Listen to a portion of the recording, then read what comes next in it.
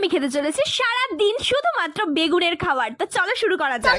তো সবার ফার্স্টে ব্রেকফাস্টে খাবো আমি গরম গরম বেগুন ভাজা, তার সাথে গরম গরম রুটি ছেড়ে নিলাম, বেগুন নিয়ে নিলাম। এখন চলো খেয়ে দেখা যাক। Wow nice. ব্রেকফাস্টের পরে এখন আমি খাবো লাঞ্চ, আর লাঞ্চে অবশ্যই বাঙালি হয়ে ভাত না খেলে তো হবে না। তাই ভাতের সাথে আমি নিয়ে নিয়েছি বেগুন আলুর তরকারি, যেটা বানিয়ে দিয়েছে আমার বাবা, আর খেতে ছিল অসাধারণ। লাঞ্চের পরে সন্ধ্যাবেলা একটু স্ন্যাক্স না হলে কি চলে, তো স্ন্যাক্স হিসেবে আমি আজকে খাবো বেগুনি। আর এই যে দেখো আমাদের বেগুন সুন্দরীকে। আচ্ছা তোমাদেরও কি শীতের মধ্যে এরকম চপ জাতীয় জিনিস খেতে ভালো লাগে? আমার তো ভীষণ ভালো লাগে। এই বেগুনিটা একটু বেশি অয়েলি ছিল কিন্তু টেস্টি ছিল। বেগুনি খেতে খেতে ডিনারের টাইম হয়ে যাওয়ায় আমি নিজের হাতে বানিয়েছিলাম বেগুন ভর্তা, মানে বেগুন পুড়িয়ে সেটাকে মেখেছিলাম আর খেয়েছিলাম আমি গরম গরম রুটির সাথে। আমি রুটি খেতে তেমন একটা পছন্দ করি না, কিন্তু বেগুন ভর্তার সাথে রুটিটা অপূর্ব লাগছিল। তোমরা কে কে বেগুন ভর্তার সাথে রুটি খাও? কমেন্ট সেকশনে জানিও।